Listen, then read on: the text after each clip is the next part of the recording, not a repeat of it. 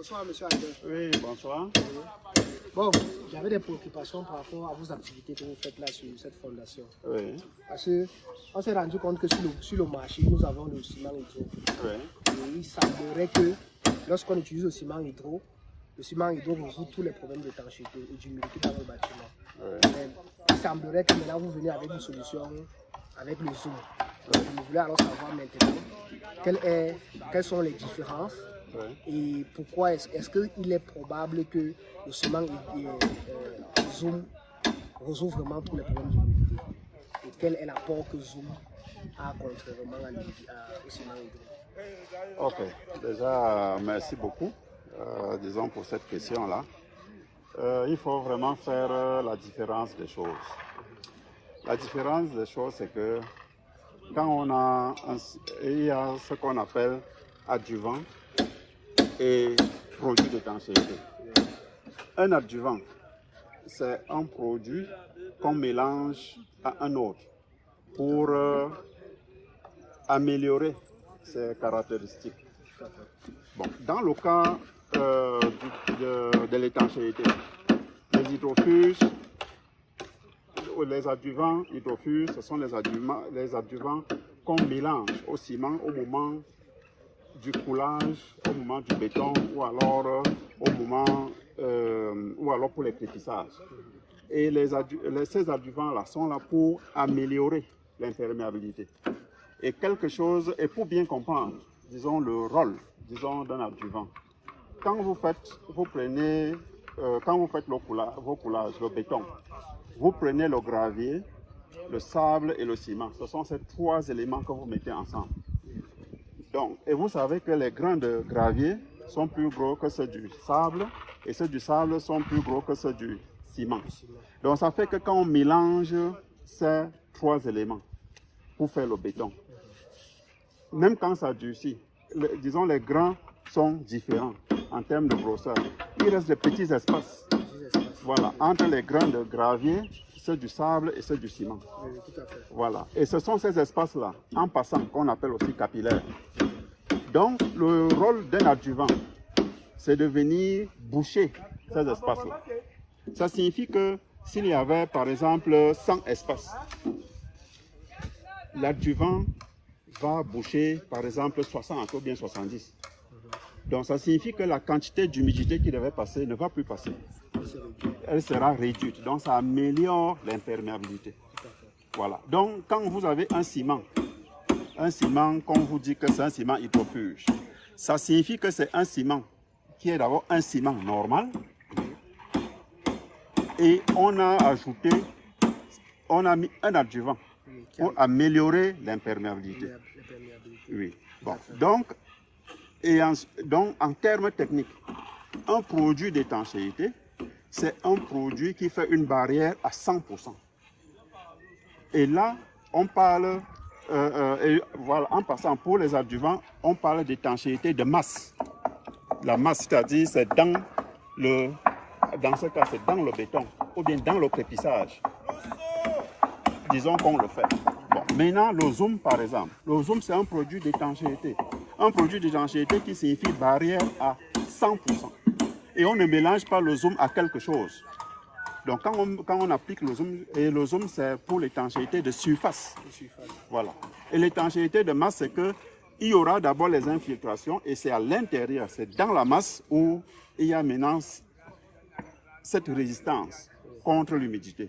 Alors que le zoom, comme étanchéité de surface, empêche même qu'il y ait des infiltrations. Donc, comme vous pouvez le voir, comme nous sommes en train de l'appliquer sur les fondations et sur les semelles, c'est pour que rien ne s'infiltre, disons, dans les semelles ou bien dans les fondations. Donc, la différence entre un ciment hydrofuge et un ciment et le zoom, c'est que le zoom fait l'étanchéité de surface. Et il faut faire la part des choses. Il faut dire la vérité aux gens. Il ne faut pas donner l'impression aux gens que quand on utilise, quand on a l'étanchéité de masse, l'étanchéité de surface n'est plus nécessaire. Quand vous avez le corps, vous avez les mains, vous avez les pieds, chacun a son rôle à jouer. La main est là pour porter, pour attraper les choses. Les pieds sont là pour aider à marcher. Donc, il faut dire aux gens les choses telles qu'elles sont. Et ensuite, avec un ciment hydrofuge, quand on a déjà une maison qui a déjà les problèmes, vous avez un mur où on a justement le crépissage qui se décape, vous allez résoudre ce problème comment?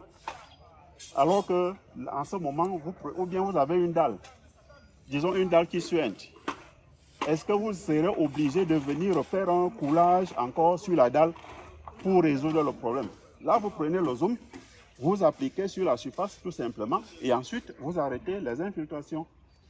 Donc, il faut faire, nous en tant que techniciens, en tant que fournisseurs de produits d'étanchéité, il faut qu'on dise exactement aux gens ce que nos produits font. Si un produit est pour l'étanchéité de masse, alors il fait l'étanchéité de masse. Si un autre est là pour l'étanchéité de surface et qu'il a ces différents domaines d'application, dites aux gens la vérité. Il ne faut pas seulement dire parce que peut-être vous voulez vendre. Parce qu'après, quand vous regardez ici, là, ce chantier, regardez les millions que la personne va investir. Nous ne serons plus là plus tard. Mais quand il y a les problèmes d'humidité, c'est le promoteur qui va en souffrir. Donc il faut que nous avons le devoir, dès le départ, disons, de dire la vérité aux clients. Ok, j'avais encore une autre préoccupation. Oui. Quelle est la durée de vie de votre zone? Quand vous l'appliquez sur les fondations ou alors sur les murs, ça prend quelle est la durée de temps qu'il faut pour renouveler, pour réhabiliter? Parce que nous savons que nos produits de construction ont une durée de vie. Oui. Quelle est la durée de vie de votre zone? Si je l'applique aujourd'hui, Oui. en combien de temps il va falloir que je renouvelle? Bon, ça c'est aussi une très bonne question parce que, bon, regardez comme nous l'avons appliqué sur les fondations pour empêcher les remontées capillaires. Bon, sur le zoom maintenant, avant de faire vos élévations, vous allez mettre le mortier, vous allez poser vos parpaings et vous allez faire vos élévations. Le zoom, comme vous êtes en train de voir, le zoom est une étanchéité qu'on appelle étanchéité minérale. Donc ça signifie qu'il est parenté, comme vous pouvez le voir, il est parenté au béton, il est parenté au parpaing. Et comme nous l'appliquons là, vous voyez, il s'accroche sur le support. Ça signifie qu'il devient une partie intégrante de la construction. Donc ça signifie que sa durée de vie est aussi la même durée de vie que votre construction. Je comprends. Oui, donc puisque le zoom est là, il y a une partie, c'est un peu comme, bon, comme le crépissage, donc, vous le mettez. Donc si je comprends bien, il est définitif. Il est définitif. Bon, il faut, comme j'ai dit, comme je parle de la vérité, il faut dire la vérité aux gens. Parce que comme je l'ai dit, le zoom est posé sur un support. Bon, si par exemple il y a des affaissements, et que toute la construction prend des fissures, oui, ça signifie que ces fissures, bien sûr, vont se répercuter aussi sur le zoom. Ça, c'est ce qui est vrai. Mais s'il n'y a pas, disons, ce genre d'incident, il reste là comme tout autre élément de la construction. D'accord. En tout cas, merci. Ok, merci aussi.